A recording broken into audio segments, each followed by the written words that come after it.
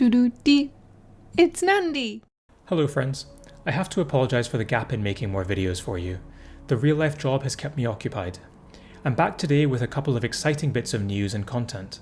The bulk of this video is going to cover the upcoming Shadowsun Legendary Release event that starts in roughly 2 weeks on October the 15th.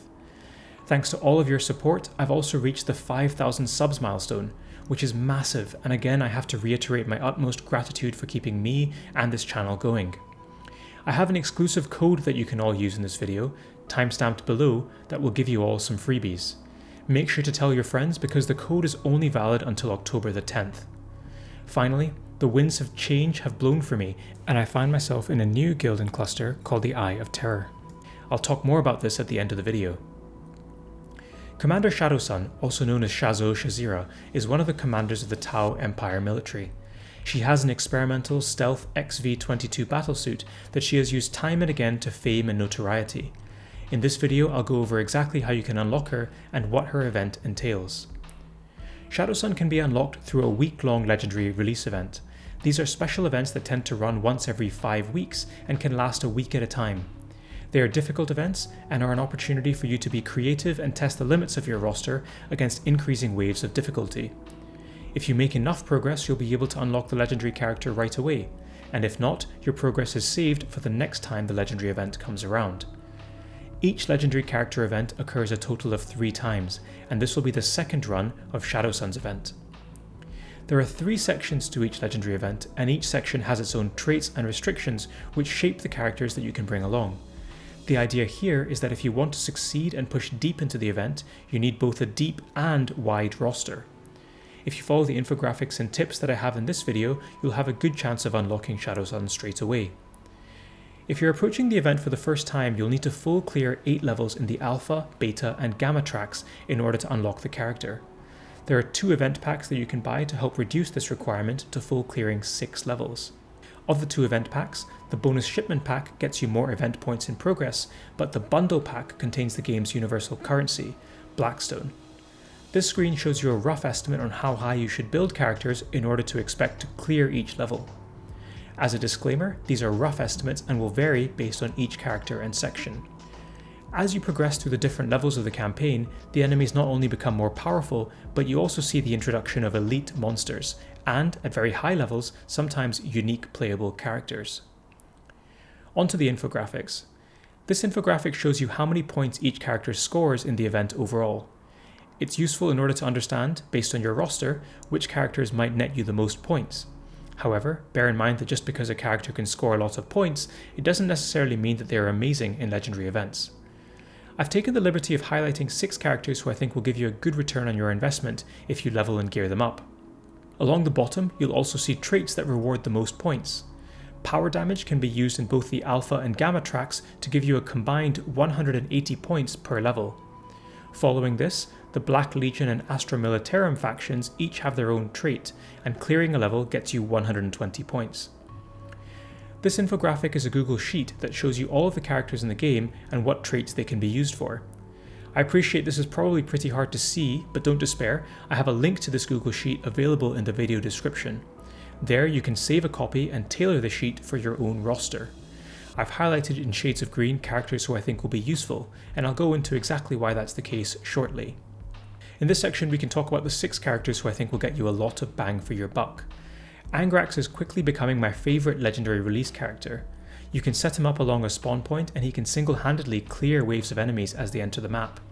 Bear in mind that you can use your characters to block off a spawn point in order to funnel the remaining enemies through the spawn point adjacent to Angrax in order to gain maximum damage and value. Volk is the highest scoring character for this legendary release event and performs reasonably well in guild raids, making him an attractive option to level and bring along. Cutscoden scores pretty well and is the highest scoring of the Astra Militarum faction. He also meets the fairly rare trait of Big Target, which has seen its value increase since the addition of the Screamer Killer guild boss. On the right hand side we have 2 Tau characters. Revas is excellent due to her active ability that can potentially wipe out an entire wave of onrushing enemies. It also creates 2 drones that will hang around and soak up damage, protecting the rest of your team. I really like Onshi as a character because of the versatility he brings. His active allows for a lot of creative compositions and recharges, and the fact that his passive changes every turn really fosters some lateral thinking and creative positioning. Finally, Toth completes the top recommendation list. He's a tanky, self-healing character that scores very highly, and I expect him to continue to be a legendary event mainstay for that reason. I've also broken down the enemies and strategies by section. For the Alpha section, the enemies we will face are the Necrons. There are 5 different Necron enemies that you'll face, however I've omitted the basic Necron warrior from the slide due to lack of room and complexity for the enemy. The most dangerous enemies for the section are the Scarab warriors and the Ophidian destroyer. Scarab swarms can quickly overwhelm an unprepared player because of their active ability that allows them to self-replicate. If you pay attention to the accompanying footage, you can tell which Scarab swarms still have their active ability unused. When the active ability has been greyed out, it means that particular unit can't use it again. You want to focus on the swarms that have their active ability in green, ideally killing them before they can further replicate. Multi-hit characters are best here, because they get around the swarm mechanic that requires 5 hits to completely defeat. The Ophidian destroyers are another bane, and often difficult to prioritize because of their burrow ability. However, if you get the chance to kill them, you absolutely should. They do massive piercing damage and can quickly overwhelm your team. Remember that the Necrons have reanimation protocols and living metal, which means that you ideally want to overkill them and not spread damage around, which allows them to heal up. The beta section brings Tyranids as the enemy. Most players will be well versed in fighting these guys from the Onslaught gameplay section. I've included some information on this slide highlighting their noteworthy abilities and traits. Probably the things to highlight are the Synapse trait carried by the Tyranid warrior, which allows surrounding Tyranids to ignore the instinctive behaviour and battle fatigue traits. The Tyranid warrior should be prioritised above all else. Also, bear in mind the traits for the Termagants and Hormagaunts that make them more powerful depending on how many adjacent allies of the same type there are. You can strategically pick off enemies in order to minimise this trait bonus. Finally, the Gamma section, which is probably the most straightforward. The Eliminators are the main damage dealers here and should be focused whenever possible. The Cadian Guardsmen are pretty fragile and often run away through the battle fatigue when nearby enemies die, so you don't need to target them with any priority. There are no elite units for this section, and you start to face unique Ultramarines only from level 10 and above. If you use these strategies in Infographics, I'm convinced you'll have a good chance at unlocking Shadowsun through her event. As a thank you to those of you that have been watching and supporting my channel, I have the chance to give away a unique code that gives you all some goodies. Nandi 5k subs gets you all 5,000 gold, 50 blackstone, and 5 shards for the non-legendary Tau characters. It's only valid for 1 week, so make sure you tell your friends. Hopefully I'll have more giveaways when we get to the next subscriber milestone. I'm now part of a new guilding cluster, Alpha Legion in the Eye of Terror. It's a smaller cluster than my previous Pants of Horus and full of lots of really good guys and competitive players. We have 6 guilds in the cluster, all of which are competitive, ranging from top 3 to top 50, and we'd love to have you on board if you're interested in taking the next step up. Even if you're not quite there yet, feel free to hang around in our public areas, and if you tag me, I'll try and do a roster review or give you advice when I can.